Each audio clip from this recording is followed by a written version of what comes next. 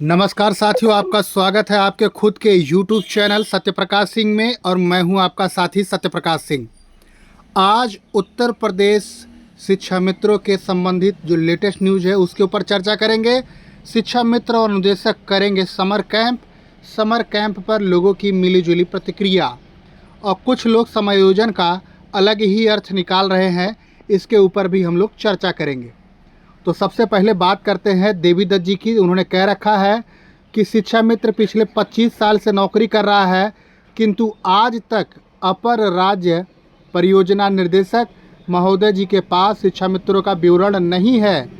और देवी दत्त जी के द्वारा जो है समायोजन का कुछ और ही अर्थ जो है अपने फेसबुक पे बताया गया, जिसको लेकर अलग अलग लोगों की अलग अलग प्रतिक्रिया रही। जैसा कि देवी दत्त जी ने कहा कि अभी भी शिक्षा मित्रों के समायोजन मई में मांगी गई है सूचना। इतने वर्षों से शिक्षा मित्र काम कर रहे हैं, लेकिन आज तक शिक्षा मित्रों संबंधित कोई भी सूचना नहीं है सरकार के पास। वो हर बार मांगते रहते हैं कि हमें जो है सूचना चाहिए। अभी भी सरकार हर महीने मानदेय दे रही है, लेकिन उनके पास डाटा नहीं है। न ही उनके पास कोई ऐसा कर्मचारी है जो एक्सेल में डाटा को फिल्टर कर सके। यह बार बार मांगी जा रही सूचना का सिर्फ यही अभिप्राय निकाला जा सकता है कि सिर्फ और सिर्फ कार्य में देरी के लिए सरकार के द्वारा यह कार्य किया जा रहा है। अब सरकार जो है शिक्षा मित्रों को लुभाने के लिए एक नई चीज़ के ऊपर जो है सोच रही है। वह है परिषदीय स्कूलों में 20 से लेकर 15 जून तक समर कैंप चलाए जाने को लेकर। यानी कि जब सभी शिक्षक छुट्टी करेंगे, मौज करेंगे, जिनको 70,000 से 80,000 1 लाख मिल रहा है, वो शिक्षक जब मौज करेंगे तब शिक्षा मित्र मात्र 6,000 रुपये में, 6,000 रुपये के मानदेय में वो बच्चों को जो है योग, खेल कूद आदि चीज़ों के ऊपर वो ध्यान देगा।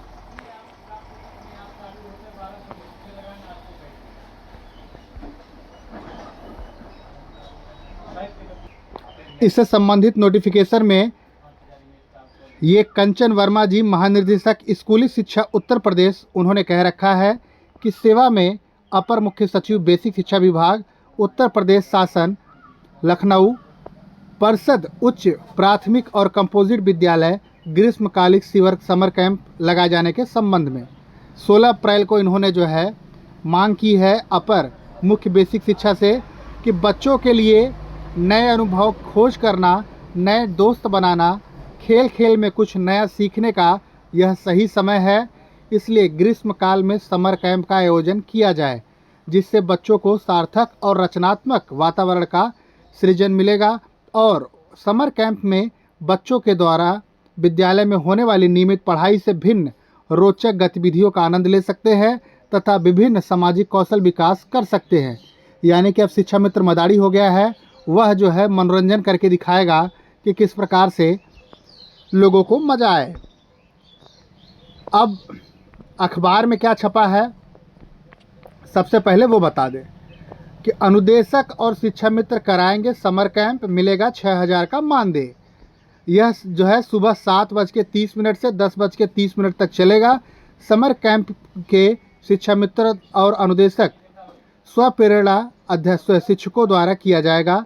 साथ ही स्नातक छात्र छात्राओं, एनसीसी प्रमाण पत्र धारक युवाओं, स्वयंसेवी संगठनों को भी सहयोग लेने के लिए कहा गया है। कैंप के लिए 2 अनुदेशक व शिक्षा मित्र लगाए जाएं।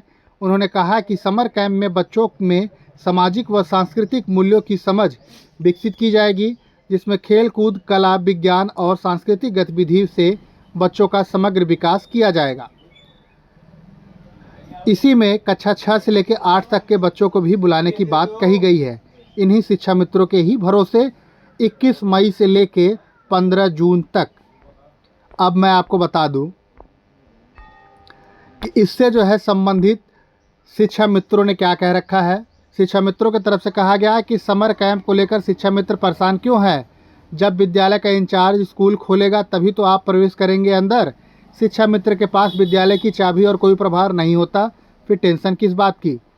जिसके खाते में बच्चों के खाने पीने वाली सामग्री हेतु पैसा आएगा, वो खुद सामान खरीद कर विद्यालय लेकर आएगा। इसकी टेंशन शिक्षा मित्र क्यों कर रहे हैं। यदि इंचार्ज सामान लेकर विद्यालय नहीं दे रहे हैं तो आप बच्चों के साथ एक पिक्चर लो और बीईओ और बीएसए को भेज दो, मैसेज कर दो कि आज बच्चों का कोई खाद्य सामान नहीं मिला। ऐसे में शिक्षा मित्रों के पास बहुत टेंशन है, ना टेंशन पाले। समर कैंप में आप भी इंजॉय करें। एक पत्र क्या आया, आप लोग इतना बड़ा चर्चा विषय बना लियो। जैसे लगता है कि स्कूल की सारी जिम्मेदारी आप पर आ गई है। यदि हेडमास्टर स्कूल की चाबी प्रभार देने का दबाव बनाते हैं तो आप उनसे कह दीजिए चाबी और प्रभार लेने का मेरा अधिकार नहीं है। यदि बीईओ आदि कहते हैं तो इससे संबंध में आप बात करिए और मांगिए कि क्या शिक्षा मित्र स्कूल की चाबी या प्रभार ले सकता है। समर कैंप के विषय में राजनीति करने के बजाय मजा लीजिए। अभय सिंह देवरिया, इनके द्वारा ये कहा गया है। कुछ शिक्षा मित्रों के द्वारा कहा गया, अच्छा ही तो है, जहाँ 11 महीने की सिर्फ और सिर्फ जो है मानदेय मिलता था, वहीं 12वें महीने में न पूरा सही, मात्र 6,000 का मानदेय ही सही। अच्छा, मानदेय से एक और बात याद आई कि भाजपा समाज को कैसे गुमराह कर रही है। शिक्षा मित्रों का मानदेय 25,000 हो गया है। अब यह आसपास के लोग भी शिक्षा मित्रों से चालू कर दिए हैं पूछना कि क्या मानदेय बढ़ गया, क्या आपका जो है पास के विद्यालय में समायोजन हो गया। तो ऐसी ही स्थिति अभी चल रही है। तो फिलहाल आपने देखा कि आज कैसे जो है समर कैंप के नाम पे राजनीति चल रही है। अब बात करते हैं शिक्षा मित्रों से जुड़े जो है अन्य मुद्दों की। तो मित्रों से जुड़े अन्य मुद्दों में सबसे पहले नंबर पे आता है कि क्या शिक्षा मित्रों का मानदेय बढ़ाने के लिए कोई प्रक्रिया आगे बढ़ी है। तो जिसका जवाब है बिल्कुल नहीं, अभी भी कोई जो है मानदेय बढ़ाने से प्रक्रिया आगे नहीं बढ़ी है।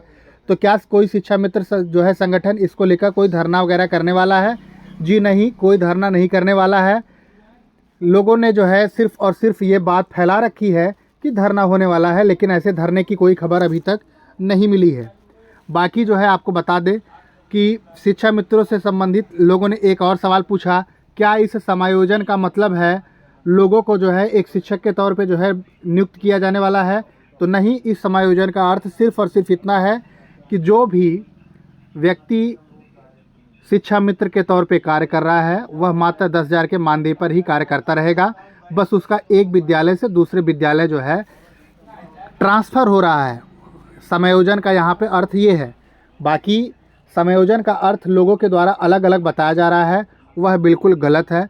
शिक्षा मित्र सिर्फ एक विद्यालय से दूसरे विद्यालय ट्रांसफ़र होगा, वो भी मई, जून, जुलाई, अगस्त, सितंबर, अगले साल, 2 साल बाद, 5 साल बाद। इसकी कोई गारंटी नहीं है। फिलहाल इसकी प्रक्रिया सरकार के द्वारा चलाई जा रही है। अब जाते जाते जो है एक आखिरी खबर और सुनते जाइए। जिनको जो है अनुकंपा के आधार पर शिक्षकों की जो है नियुक्ति जो है मिली हुई है, अब उनके लिए जो है बहुत ख़तरनाक खबर है कि जिन लोगों को माता या पिता के मरने पर नौकरी मिली हुई है, उनकी नियुक्ति को निरस्त करने के मामले में आज जो है इलाहाबाद हाई कोर्ट ने माना आरटी एक्ट और असंवैधानिक अधिकारों का उल्लंघन। किन मामलों पर जो है कोर्ट ने विचार किया? कोर्ट ने विचार किया है अनुकंपा पर नियुक्ति शिक्षक के रूप में नियुक्ति करने के लिए परमादेश की मांग संविधान और कानून पर लागू करेगी या इसके विपरीत होगी। शासनादेश भारत के संविधान के अनुच्छेद 14, 16 और 21A के तहत बच्चों को दिए गए शिक्षा के मौलिक अधिकार, बच्चों को मुफ्त और अनिवार्य शिक्षा का अधिकार अधिनियम 2009 में प्रदत्त अधिकारों के अनुरूप है या नहीं है। और तीसरा जो है सवाल था कि क्या 5वां संशोधन नियमावली 1999 के नियम 5 के अनुरूप मृतक आश्रितों को नौकरी देना जो है सही है या गलत। अब इसके ऊपर इलाहाबाद हाई कोर्ट ने सहायक अध्यापक के पद पर अनुकंपा नियुक्ति से संबंधित प्रदेश सरकार के शासनादेशों को स्वतः संज्ञान में लेते हुए रद्द कर दिया है। जिन लोगों को सन 2009 के प्रावधानों के उल्लंघन के साथ असंवैधानिक अधिकारों के विरुद्ध करार किया है, कहा है शिक्षकों के रूप में नियुक्ति के लिए सर्वश्रेष्ठ प्रतिभाओं को संविधान के अनुच्छेद 14 और 16 में सार्वजनिक खुली भर्ती और पारदर्शी प्रक्रिया के माध्यम से चुना जाना है। प्रतिस्पर्धा योग्यता के आधार पर चयन सुनिश्चित करता है। योग्यता उम्मीदवार को शिक्षक के रूप में नियुक्त किया जाए। इलाहाबाद हाई कोर्ट के न्यायमूर्ति अजय भनोट ने एकल पीठ में यह फैसला सन 2000 और सन 2013 के शासनादेशों के आधार पर किया है। अब मामला ये है कि जिन लोगों को जो है नौकरी मिल गई है, अब उनके संग क्या होगा। मामले के 3 माह के भीतर नए सिरे से निर्णित करने के लिए विभाग के पास जो है प्रक्रिया भेजी जाए और सिर्फ योग्य उम्मीदवार को ही नौकरी में जो है चयन किया जाए, क्योंकि बच्चों की गुणवत्ता पूर्ण शिक्षा का अधिकार है। निश्चित हो सकता है कि सर्वाधिक योग्य उम्मीदवार की नियुक्ति हो, सिर्फ पात्रता के आधार पर शिक्षकों की नियुक्ति नहीं की जाएगी।